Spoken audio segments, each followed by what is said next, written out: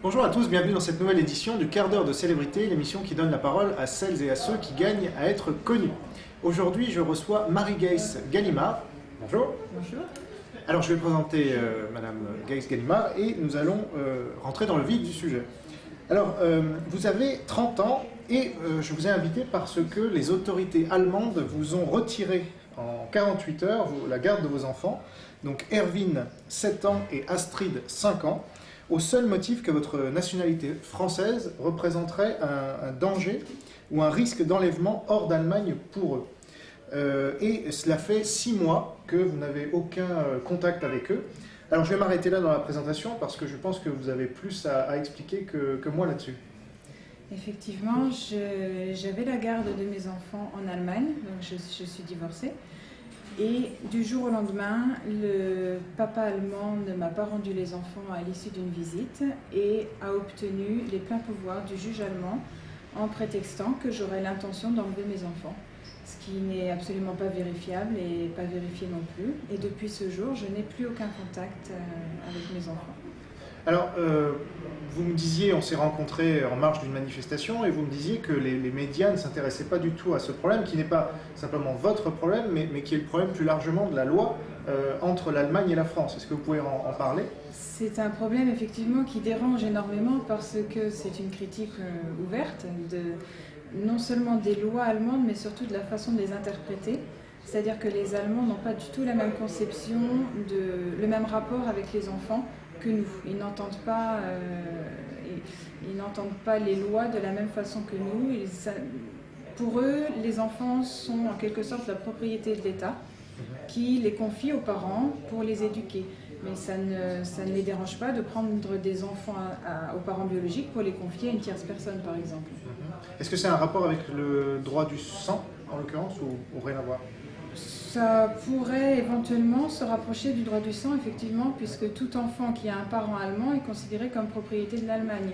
Donc effectivement, même s'il est né ailleurs dans le monde ou si son autre nationalité n'intéresse personne en Allemagne. Alors est-ce que vous pourriez dire à nos téléspectateurs, parce que moi c'est un chiffre qui m'a affolé, combien de personnes, combien de familles sont concernées par ce qui vous arrive à vous en tant que mère ? Alors c'est absolument impossible d'estimer le nombre puisque c'est systématique à chaque fois qu'un couple avec un parent allemand et un parent étranger se sépare. Eh bien, l'État intervient directement par le Jugendamt, c'est un organisme, une administration politique en Allemagne, et le résultat est toujours le même, c'est-à-dire que le parent allemand est systématiquement favorisé, et dans la plupart des cas, l'autre parent perd jusqu'à ses droits de visite. Mais vous me disiez quand même que c'est de l'ordre de plusieurs milliers en fait. Donc ça se compte en milliers, voire en dizaines de milliers. Ouais. Quand on voit le nombre de parents qui se séparent, effectivement, c'est un nombre. Alors, j'imagine que vous avez créé une association où vous êtes rassemblés avec tous ces gens-là. Comment vous les identifiez ? Comment ça se passe ? Alors nous, à mon petit niveau, mes parents ont créé une association pour mes enfants, l'association Erwin et Astrid, mais nous ne faisons que nous rattacher à une association internationale qui s'appelle le Conseil européen des enfants du divorce, le CED, qui dénonce ces pratiques au plus haut niveau, puisque le Parlement européen se penche régulièrement sur la question. Et ça fait longtemps que ça existe ? Et quelles sont les perspectives ? Ce CED existe depuis une bonne dizaine d'années maintenant, a des contacts réguliers avec beaucoup de gouvernements européens, puisque ce n'est pas un problème franco-allemand, c'est vraiment un problème allemand opposé aux autres nationalités. C'est ça. C'est-à-dire qu'il y a beaucoup d'autres pays qui sont concernés également. Et c'est uniquement l'Allemagne qui a cette règle-là ? Alors il y a l'Allemagne et il y a l'Autriche qui s'y apparente, donc c'est voisin. Mais c'est effectivement un problème de conception de l'enfant et du bien de l'enfant, de l'intérêt de l'enfant. C'est-à-dire que pour les Allemands, l'intérêt de l'enfant est de vivre en Allemagne, même s'il doit être séparé, coupé de ses racines, de sa famille non allemande. Oui, c'est ce qu'on qualifierait de politique nationaliste, quoi. ultranationaliste. Bon. Alors, on voit quand même, moi ce qui me choque, c'est qu'on voit Florence Cassé, par exemple, ou quand il y a un otage qui est pris à l'étranger, à ce moment-là, tout le président de la République, l'Élysée se mobilise, les médias. Or là, c'est le contraire. Donc, il y a pourtant beaucoup plus de gens qui sont concernés. En plus, ce sont des enfants, donc qui n'ont rien demandé à personne. Comment vous expliquez cela et quel est le rapport que vous avez avec les politiques? Est-ce que vous êtes rentré en relation avec eux? Alors l'explication, je pense qu'elle est tout à fait politique et diplomatique, puisque l'Allemagne est quand même un des pays partenaires les plus importants de l'Europe, voire le plus important pour nous. Et surtout le fait que les politiques peuvent se cacher systématiquement derrière des accords internationaux qui fixent la compétence pour tout enfant vivant en Allemagne. La compétence est allemande. Donc, après ça, on peut toujours se retrancher derrière un principe de non-ingérence dans les affaires de l'Allemagne et donc abandonner littéralement des enfants, des citoyens français, espagnols, italiens, peu importe, aux mains de la justice allemande. Donc ça, c'est pour les politiques qui se cachent apparemment, et pour les médias, parce que quand même, c'est frappant. Alors, pour les médias, il y a ceux qui ramènent systématiquement ces problèmes à des affaires particulières, individuelles. Donc ça passe un petit peu dans la rubrique des parents qui... Faits divers. Voilà, faits divers, des parents qui ne s'entendent pas, des enfants qui en souffrent, en refusant de voir le côté systématique et politique qui est caché derrière. Il y a un petit peu d'évolution à ce sujet, puisque nous avons réussi à avoir quand même une émission sur Arte récemment, le 19 février dernier, qui a touché du doigt quand même le problème plus général. Mais sinon, c'est vraiment extrêmement difficile d'intéresser les médias à ce sujet qui semble être vraiment tabou. Oui, d'autant plus qu'Arte, c'est la chaîne franco-allemande. Donc, Ça nous a énormément étonnés, mais bon, pourquoi pas. On espère que ça va commencer à faire bouger les choses.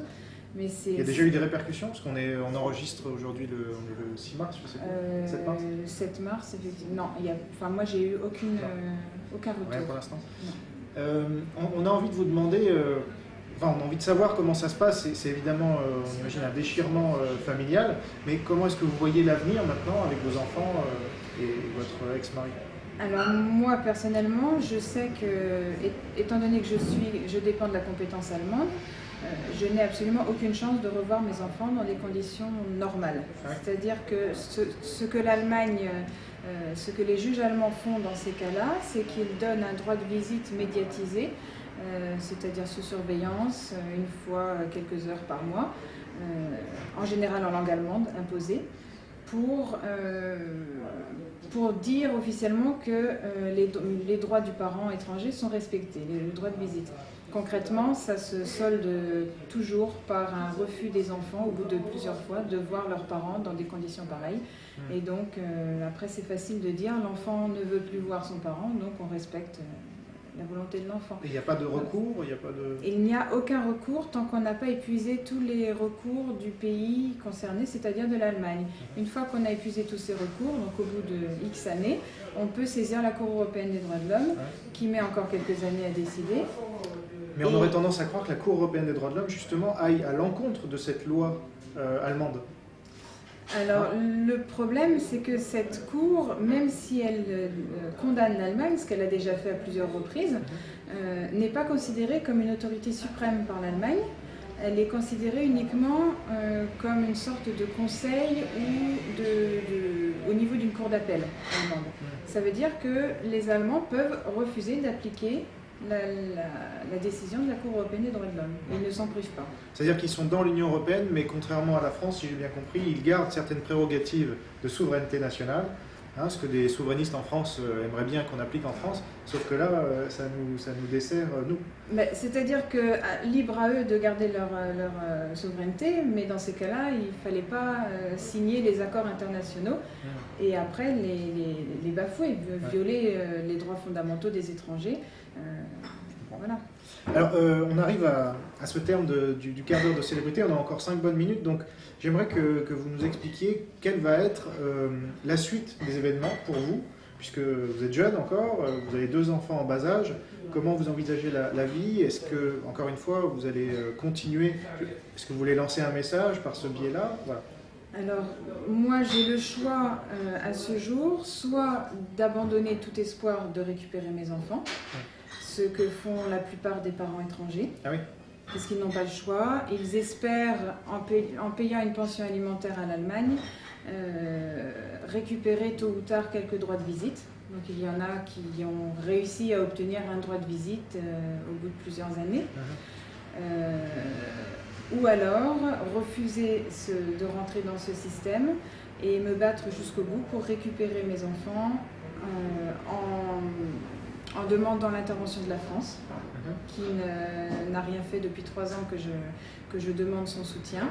C'est-à-dire que j'avais déjà annoncé, prédit ce qui allait arriver, connaissant exactement ce qui se passait dans tous ces cas. Donc j'ai dit, voilà, je risque de perdre tout droit sur mes enfants, aidez-moi. Et jusqu'à présent, je n'ai eu absolument aucun soutien de la part de la France. Donc ma seule chance pour récupérer mes enfants, ce serait que la France dise enfin, maintenant, ça suffit. Ces enfants sont français autant qu'allemands et il est hors de question de laisser l'Allemagne s'accaparer comme ça des enfants sans aucune légitimité autre qu'une compétence juridique. C'est-à-dire vos enfants ont la double nationalité? Mes enfants ont la double nationalité. Ils sont même, si on veut bien, 3/4 français puisque leur père est franco-allemand.